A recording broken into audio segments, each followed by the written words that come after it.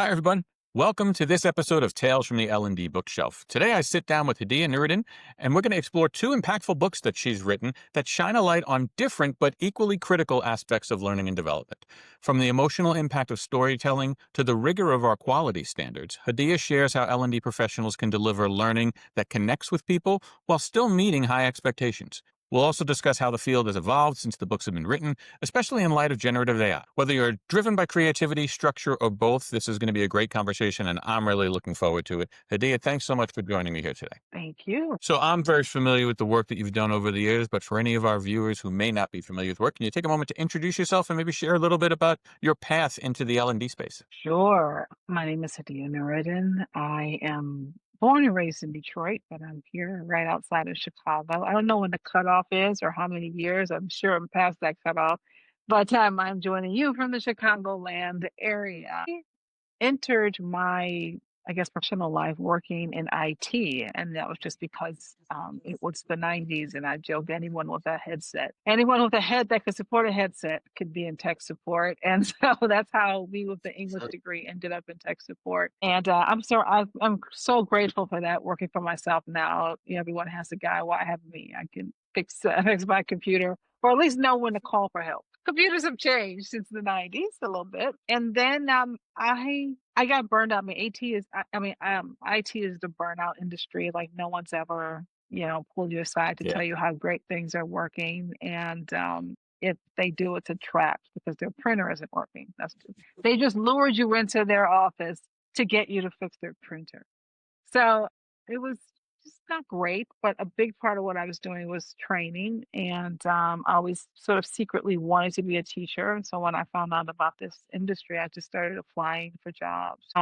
It's funny, I didn't know anything about training formally. I thought it was just talking to people. And then I had an interview and for training, it was just beginning to end type of training. She was asking me these questions about instructional design and everything. It's like, I don't know anything about any of this stuff. I didn't tell her that. I was just sort of like, I'm not going to lie and just say I don't know what that is. She goes, well, if you want to be in the industry, you need to learn this stuff. I'm like, okay, sounds like a bit of a burn, but I'll go for it. So then I talked my tech support boss into letting me go to a class. It was in between interviews. Let me go to Langevin. There's a Langevin course and it was training 101. And I told her that I wanted to do it because I wanted to come back here and train all these tech support people. Don't you love that? But really, I was preparing for the second interview. So they paid and I go. And, they're talking about all this stuff. I still don't know what's going on. So I go and I'm having lunch by myself, and the instructor comes in. She goes, are you getting everything you need?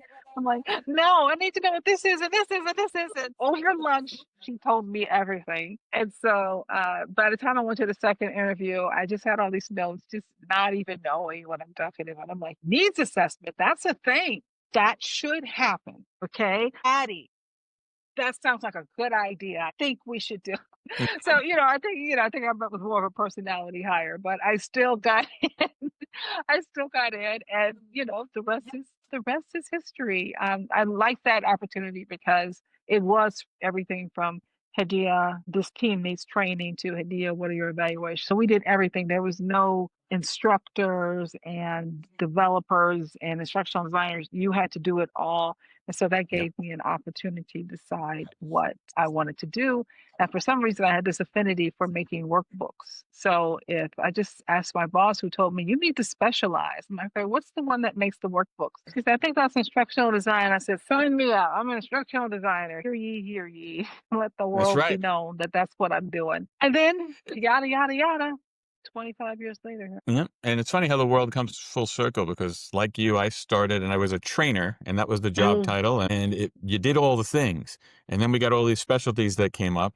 And now we're coming full circle. And now instructional designer does all the things. I know. I call them the magical skills of the instructional designer when I Hmm. teach. We're humble educators, but we're also green screen actresses, voiceover actresses, screenwriters. I mean, we're just so many things that no one prepared us for, nor is there a place to get prepared for them. You're just going to have to develop that graphic design skill on your own, champ. Hope for the best. Well, like you, I came into this field accidentally, but unlike you, unlike you, I've been a student of the field and have kind of loved it and dove deep. But unlike you, you have gone deep into two very big topics and written some Hmm. books on them. And I want to chat a little bit about them with you here today. But let's start with Hmm. those two books. You got one that's focused on storytelling and one Yeah. that's focused on quality management. Those are two very different spaces. What brought you to those two spaces? I would say that the one thing I knew for sure would happen in my life was that I was going to write a book. I didn't know what it was about or what, but that just fit my vibe. I just felt like I looked like a person who would have written a book. So I'm going to write a book one day. But I didn't know on what. I would pick up, topics and, that interest me, but wasn't really sure. And then one day, this must have been 2016, 2015, someone posted on LinkedIn, ATD is looking for books on storytelling. And that was in my day where I was like, I can do that. So Mhm. I found out when the dates were and I submitted a proposal. And that proposal was very much like I thought ATD would want. It was very cerebral and it was very the brain and all these things. And then they rejected it and said, nah. And she said, "This is a we want you to write a book on storytelling. This has no stories. You don't seem to mention any stories in this proposal." She said, "If you want another chance, you could submit another one." I think she didn't think I would, but I was in the throes of my Hamilton addiction and was listening to My Shot every day, and I'm like, I'm not throwing away My Shot.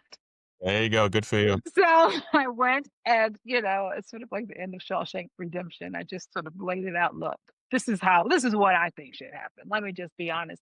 And they accepted it. Which is the best part of book writing because then you're like, okay, oh, wait a minute, I have Yeah. to write this book now. I don't know what that is. I don't know how to do that. And at this time I had already gotten a master's in writing. So I was comfortable with it, but it was, scary. I thought I could be lax with the deadline. And she's like, no, you said October. I'm like, but I thought we were just kicking it. I didn't know that you were serious. That contract we signed.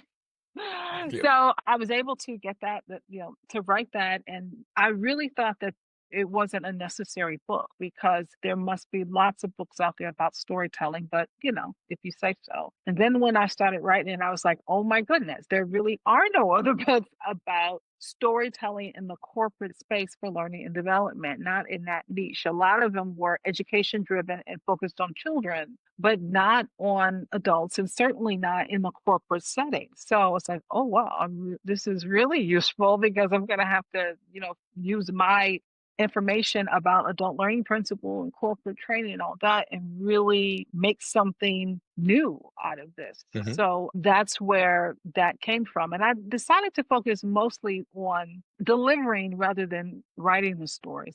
And that was an organic thing. I didn't set out to say, I'm not going to focus on instructional design with stories. I want to focus on facilitation. I mean, the book sort of covers both, but it is really divided in two. One, the first part is about finding stories, and the second one is about telling them, getting up and doing it. And I think that's important, not just as a facilitator, but as you're working with SMEs. A lot of times I have to tell SMEs stories because they don't know what I mean when I say story. They don't see their life as a story. I see their Hmm. life as a story, but they don't.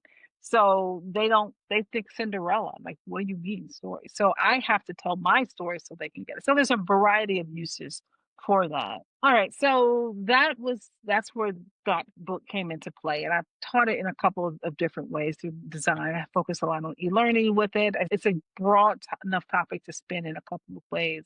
But at the same time, in parallel to that, I like to say that I found storytelling as a book, but quality management found me because several years ago, the home review period brings me a lot of anxiety. It brings me a lot of anxiety. And I never quite knew why, other than being a very sensitive person, as I'm told. And so I'm sensitive in that regard. I take things personally. I'm not gonna, and I really wasn't sure why that is. But I knew that I wanted to tame this beast. This was going to be a part of my life. So, how do I make this better and easier? Well, of course, I thought, why not have the best checklist in the world? Like you could follow your keyboard and find a checklist for quality management, L&D. It's a common quest that people seem to have that you can do. And so I started there. I was talking about it before I wrote the book. I started there and I was just like, something's not something's not right. There's a reason why there's 50,000 checklists out there and there's not a definitive one. Something's not right. Okay, so time passes on. I'm still sort of writing about it a little bit, and then I get AT&T reached out and said, "Do you want to write a book on it?" I'm saying ATD, and I keep saying AT&T. I think it was the first time, but I did enjoy it. They called and said, "No." So ATD reached out and said, "Do you want to write the book?" And in my head, I was still thinking checklist, and it never occurred to me that this should be a whole thing. And so I just kept hesitating and procrastinating. I wrote the first chapter and was just like, something's just not right. And then I said, wait a minute, this isn't inventing quality management. Let me go study quality management. So I went and I found I love certifications because they're very focused. They're very straightforward. You know, Yeah. you don't have to wonder what you need to know. So I found the certification and said, I'm going to study for that. And that's when, oh, everything opened up for me in my mind what that meant. Yes, I am a sensitive person, but the other reason why I take it personally is because it is personal, because you don't have any guidelines that you gave me of that I'm supposed to meet. Everything that I'm doing is based on me, is based on my knowledge and what I know. So when you say this doesn't work for me, that's me. I did that. You didn't say there's a standard that you didn't meet and you know what that standard is. I know what that standard is. Let's help to get you to that standard. No, it's just like, I don't like this. I don't like, I don't know. And so it is a personal thing, you know, Yeah. when people say that, it's like, that's why that irritates me. So I was just thinking, how can we do it? And so just borrowing, same thing I did with storytelling, borrowing from the world of quality management, how can I apply this to a moving target, right? It's not like when I worked in IT, we would occasionally be asked to do some of the testing for the software. And I think that was because me mostly would complain about the bugs in the software. So I think it was a little revenge they wanted to show us, you know, this is hard. But at the time, it's just like, dude, it was called On Floppy and it was 16 floppy disk that they had to install. And they would install, they would get on 8. So, you know, they would get on floppy disk 8 and it would crash. And they would call us up. And we would have, it was just this was in the late 90s. So it was wild time. So yeah, so I had an understanding that obviously if you click print, certain things are going to happen always. But for us, I could click a button and anything can happen because there's no standard, there's no one way to develop e-learning. So how do you develop quality around that? And that's when I realized that the big magical checklist is not possible. You have to do it. You have to do it internally to meet, you have to develop standards, and then within that standard, you have to have guidelines that support the standard. And then all the tools support those guidelines. And that's where the checklist comes in. And I think that was the angst I was feeling, that that checklist is just sort of floating. It's not attached to anything. It's just my little quirks and likes and not likes. It's not upholding something bigger, something broader, something more important. And so the stakes felt lower to not even bother with it. Yeah. So that is why I just wanted to get it out, you know, that this is, I think, something that's very important that can help us. Now, to me, they are related. I believe that quality is the story of L&D. It is our story. And storytelling is a rhetorical device. It is a device for persuasion. So quality management, unfortunately, is a hard sell. Quality is an easy sell. Quality management is a very difficult sell. Yeah. So learning how to master the art of storytelling to convince people that this stitch in time will save 9 one day, but it will be a big stitch. But as we get closer to what we need to get to, it will be a lot easier for us to reach our goals as a team, as an organization, where we're not constantly redoing. But also this gives us an opportunity to say, this is who we are, this is what's important to us, and this is why it matters. Because you know, it's no secret that a lot of our clients think that this is just witchcraft. Learning and development is just like, sure, why not? I'm just going to take my time and let them blow in the wind for no reason. I don't, because I want this project to go longer. No, I Yes. don't. I Yeah. don't. I want it to end as badly, worse than you do. I want it to end. So please don't think that I'm prolonging this for no reason. And so this gives us an opportunity to say, this is what we do. This is who we are. These are our standards. And believe me, I teach e-learning design for a lot of companies and also individuals through ATD. And they're always like, oh, we have one. Okay, let me see it. Well, it's not finished. Come on. Don't play me. Don't play We have me. ideas. I know. It's in our head. We have a concept of a Yeah. check. Yeah. We've you got a know, process. We've never documented it.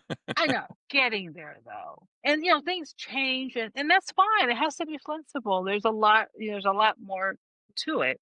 But yeah, because I think it's embarrassing to say, oh, we don't have any, Yeah. so they sort of tell me things and then I have this thing where I have them stand up and I sort of have this criteria of the checklist. And then the last people stand and I said, so on Monday morning, I can fly to where you are, go through security, sit over your shoulder, and you're gonna pull up that document that they sit down. Hey, Nice. Yeah. So you touched on a lot of things that I'd like to. A couple of them want to dig into deeper, and I'm hoping that while we're chatting here, I be mindful of the time that I schedule these because I'm at the point of the day where the sun is in a spot that creates like a magnifying glass in my window, and it's landing right here. So okay, if my neck is to smoke, just kind of give me a heads up that I might want to move. okay. So let's start with the storytelling because a couple of things you mentioned that I'm curious about. You touch on this in the book. You touched on it briefly in what you were talking about the earlier. The distinction between telling a story and being a storyteller. What is that Mm. distinction? Why does it matter? Well, that's subjective, but in my mind, a person who's a storyteller, as I say in the book, is a meaning maker. They're the type of person who understands what they're experiencing right now is not an accident. It has a bigger meaning and is connected to something else. Anytime something happens to me that really stuck with me, I just sort of think, what is the lesson here? What is the story behind what's happened? How is this going to shape me, improve me, or how? But they notice the change within them, the transformation. I think a person who tells stories usually is more like a testimony. It's like a series of events. This happened, and that happened. Whereas the storyteller sort of looks for the change and kind of goes backwards and for what led up to this. Why do I believe this is true and believe that this is so? And why am I this person? So they ask why a lot. They look for meaning. They make connections to something larger. And to me, that's the story. That's the storyteller's life and burden. I think I wrote somewhere, but it's the only job that pays to hold a grudge. You remember, you remember everything, and you Mhm. make meaning, behind it, and and understand that that could change. Something that happened in your 20s, by the time you hit your 50s, so I'm told, that could have a different impact on you, or mean something different than it did 30 years ago. So that to me, I can that's one of the differences. yeah, I can verify the timing of Really? yes. Wow, seems so far away. So another aspect of this, the difference between communicating information and facilitating the story. Like you touch on that as well. I used to describe it when I was putting the conferences together. People were like, "Oh, this guy's brilliant." I said, "Yeah, but this person should have a pen, not a microphone." Mhm. So and what's wrong with that is it's different. But you describe it like this facilitation of a story. What's the difference between communicating information and telling a story? Well, sometimes this idea is looked down upon, but the reality is it's a performance. I Hmm. mean, it is a performance overall, being able to not just eye contact, but the way you move your hands, the way you express yourself, the way you pause and look and stop, giving them time to breathe and to feel it and to let what you said hit where it needs to hit. That is it. It is the layering of information, and in between those layers, there's a person. there's you, there's them. And that's what I think it is. Like, I can tell you stuff, but that doesn't mean you're going to connect with it. And I just want to say that stories are a tool. And just like any other tool, they don't have to be used in all circumstances. It's not always true that I say people don't always care about Tom's journey. Just tell me where I need Hmm. to go. But what I like to say is that the further the listener is away from the performance I'm trying to get, the more you need a story because you need to convey to them what this new world is going to look like. And so, one example I use is say you have a company that's using Excel to do all their bookkeeping. And so they're literally making different versions of this file, emailing it by Friday, and all these things. But you've decided you're going to put them on a web-based system. That's a whole different world because now they have logins, they have this, they have to wait for this. They can't really imagine what this is going to look like. And so telling them a story of what that would feel like gives them a sense of what this reality looks like. If they're already on an online system and you're just switching to QuickBooks, just tell them how to use QuickBooks. That's not changing that world. Sure, you could tell a story because there's always a story. The question is how much effort you should invest in it. So yeah, I think it's worth your time to invest and consider what the performance looks like. When you're telling a story, as soon as it comes out of your mouth, it no longer belongs to you, it belongs to them. And not only that, you are creating the story of them hearing you tell the story, right? Yeah. So Hadiya said this and she said that. I remember when she said, and a lot of times that can stay with you. This is why I also advocate for just the number one thing I have learned is that the passion that you have for something resonates so much more than the facts. I mean, you could get up there and just be like A, B, C, D, Yeah. H, I, J, K. Like, I mean, if you're like, that's the best alphabet I've ever heard. Like, she really believes in that alphabet, right? That that will resonate with people rather than a bunch of facts that you're just sort of rattling off. So, yeah, I use Neil deGrasse Tyson actually today as an example of someone who can talk about something that you're like, that's so sciency, but the passion that he has about that topic really shines through.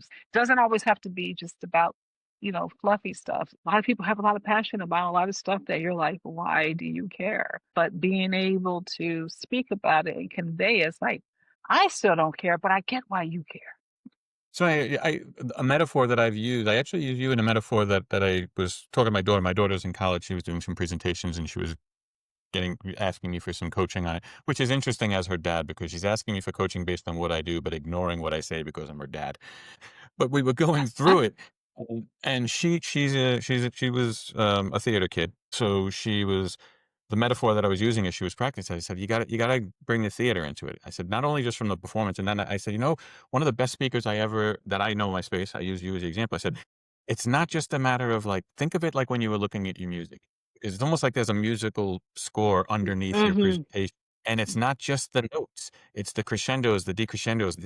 And the thing with her is like, and it's the rests. It's the moments that you're not saying anything and you're just Mm-hmm. that sometimes matter the most. And so I love the metaphor of the performance because I think it's spot on. And I Yeah. thank you for the example that I was able to share with my daughter. She listened to that. Yeah. She was like, "Oh, One it's not your tip, it's Is someone that else's." Yeah. you? Makes total sense. Yeah. One thing that I say a lot now is it's actually, I said this for the first time at a session that I did for you, where it was like this round robin station, and it just sort of came to me, like, this is brilliant. And it is think headlight, not spotlight. And Mhm. it's that idea that storytelling is about you, but it's not for you.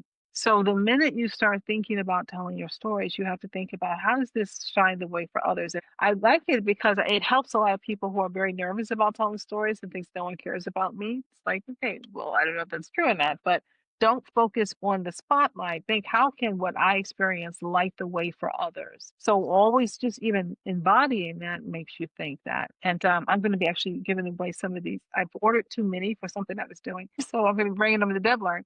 And the little saying, think of like that spotlight, and it's a mirror. Oh, Isn't that nice. wild? So I'll be Very giving those cool. away. And so it's just I order too many. I never have any kind of sense of what's gonna happen. So yeah, I love that because it gives people this mission instead of I'm just gonna tell a story. It's like it's not that. It is telling the story to light the way for others, and that is what your focus should be. I love that. I could talk with you about story all day long, but I want to be mindful of time, and do have a couple of questions about your other book, Quality Management. And I want to Yeah. start with a foundational one, because to me, quality management is one of those phrases that on the surface is really easy to define. I mean, the definition's there. It's the management of quality.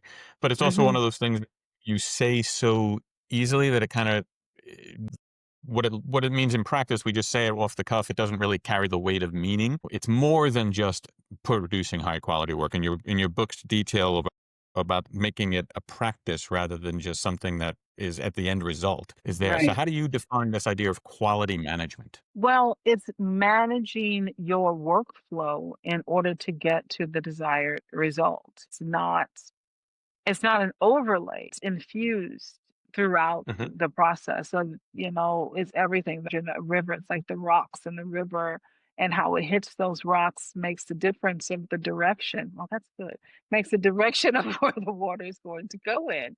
So, yeah, it is everything. It should be almost the beginning. I mean, it is where are we going? What is the point of this? And that the answer to that question should light the entire path as opposed to when are we going to put quality? When are we going to do quality checks? I have found also by in just a little bit of time I've spent studying quality that we're not the only industry that has a million different definitions for one term. Yeah. One thing that comes up a lot, is the difference between quality control and quality assurance. Some people Hmm. just call everything quality assurance. And even though you'll find some books that contradict what I'm about to say, what I've read mostly supports this type of definition, and that is that quality assurance is exactly what it says, which is assuring quality. The only way you can assure that is if you know what quality is, and that's what the guidelines do. So they're the guidelines. That is quality assurance. However, you cannot do that unless you can control as it's going through the development process and the design process. So quality control is not a checklist at the end. You can't control quality when it's finished. Like you have to do that throughout. So quality control are the little things that support the guidelines. A good example is I use all the time is closed captioning. So you may decide that as a team that we're going to make sure that all of our courses have closed captioning in them. And that's real cute. But you need to make sure of a couple of things. That is that in the timeline? Do you have room for that? Do people Hmm. know how to create closed captioning? And how is it going to be reviewed to make sure that it's all accurate? If that's not in the timeline, then it's all going to fall apart. So that's what Yeah. quality control is putting those things in place so that the guidelines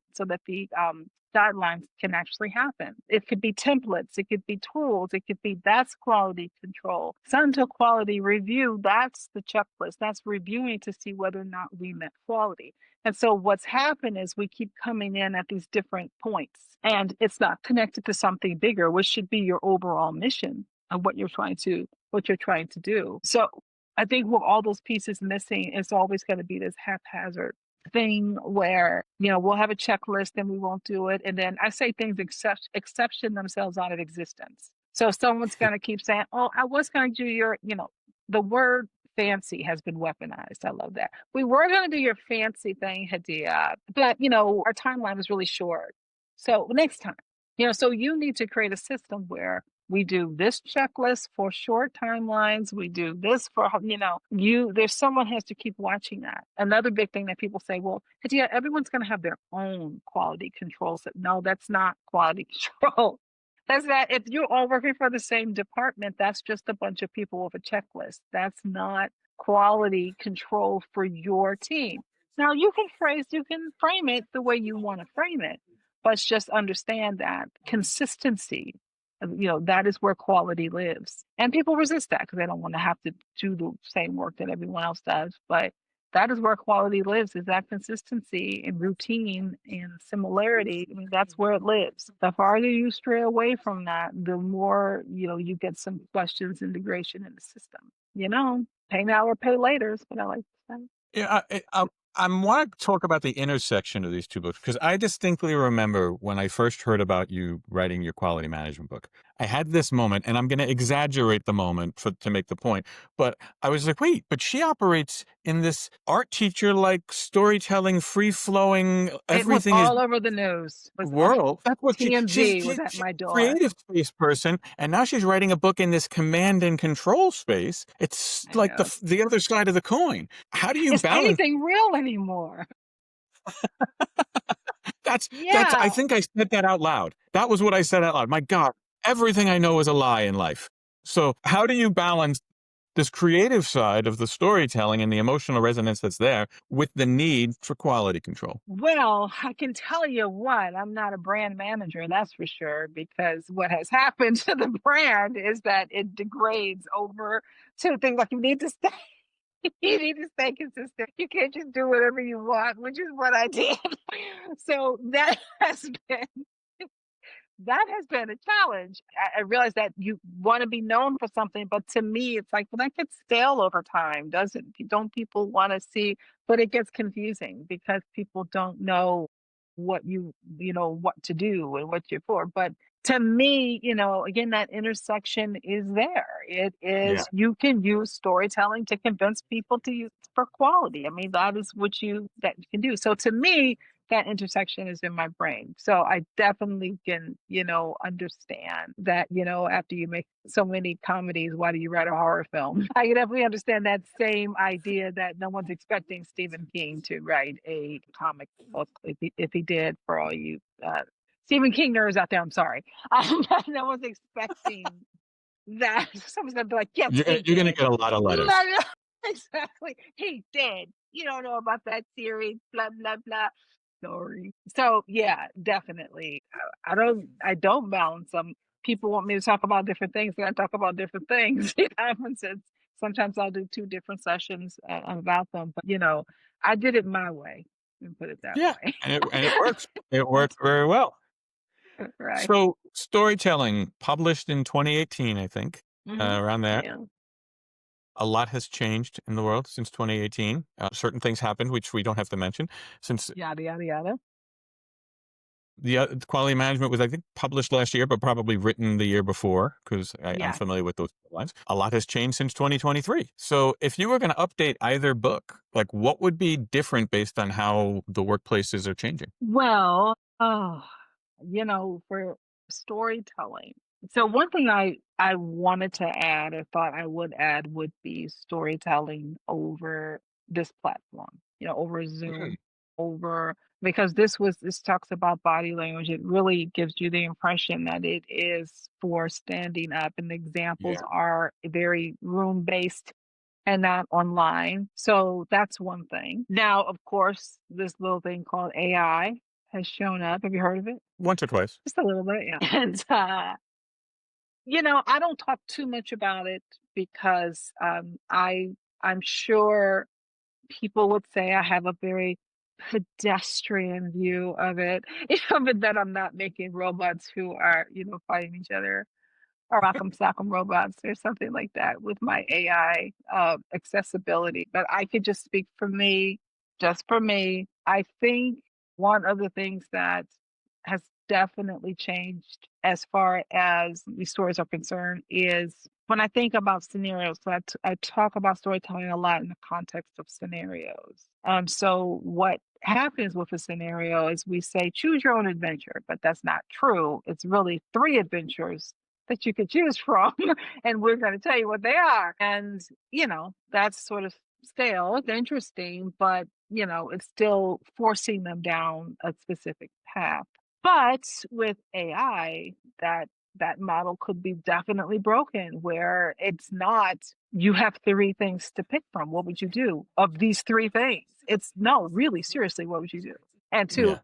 being able to adapt. You can't even do that in instructorly. Yeah. You can't do that. You can't talk to every individual person. So the fact that people can get something so personalized, gives them a chance to write their own stories and learners to write their own stories in a way that we really didn't have the flexibility to sort of do before. So that's the one thing. Of course, there's the elephant in the room that it can write the story for you. I have found that the more I use it, the more shortcomings I see of Mhm. how it's telling what's there. So you put work, a lot of work in it, trying to re-get it to where you need to get it. It's funny how you're always trying to come up with the perfect prompt to say this thing. And I always have to admonish myself. I'm like, Hadiya Nuriddin, you have a full master's degree in writing. 2014, you wrote all this stuff. You wrote 2 books. Now all of a sudden you're like, oh, the paragraph. I know. I need help. I need help with 30 words. I know you don't. So. So constantly sort of uh, admonishing myself that you don't need that. And making sure that you hold on to your voice. I think that's another big thing as well. I mean, storytelling is a lot about voice.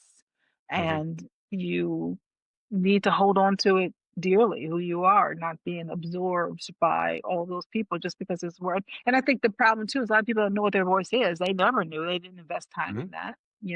It's only people who have to do it academically that they care. So it's difficult to know, is that my voice?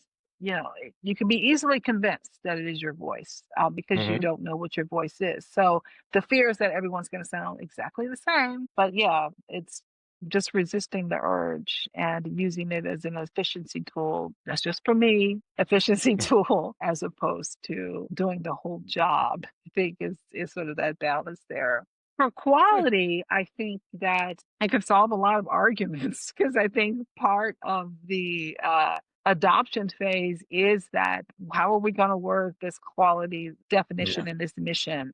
How are we going to write these guidelines so they're consistent? I think that is work that can be handed over to AI, and then you all agree on them. And then when you put them into practice, you'll find out how accurate AI is. You may have to take a step back and say this isn't right, but it definitely. I mean, guidelines are important, but they don't need to come from the heart. They definitely Mhm. can come from AI. So there's a lot in the book about writing those, but you still need to be able to look at it on the end result to evaluate. The same with writing. Look at it on the end result. Going through the book writing process twice, I got introduced to the idea of developmental editors. I only knew about copy editors, but developmental editors, I'm like, that's what we all are now. We're all developmental editors. As it comes down, does this make sense? Move this there. You have to be able to notice that AI is repeating itself in different ways that's those weird constructions that it uses all the time. You have to spot that. It's just so easy for it to become incorporated into your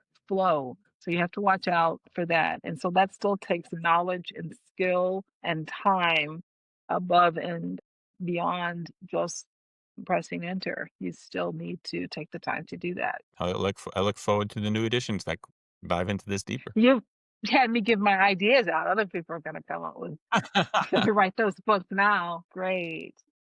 Both of the books have tremendous amount of value in it. We couldn't get into all the detail in a short conversation here. I know they're both available on Amazon and the HED website. Where else can people find out information about the work that you do and potentially reach out to you if they want to? Well, my website is duetslearning.com. Links to everything there. That's really sort of the central place. Of course, I can be found on LinkedIn as well. I have a LinkedIn learning video out there as well. So that's all about motivation to learn. And I have a site where I have a lot of courses on storytelling called duetseducation.com. So people can find out more information there. Excellent. I encourage you to check out all of those resources because you are an excellent resource for people to learn from. I've always appreciated everything that you share with people in the industry so that we can all move forward. And I appreciate you spending a little time with me here today to do that today. Thank you for having me, David. Thanks so much, and thank you for watching. We will see you next time on Tales from the L&D Bookshelf. Take care, everybody.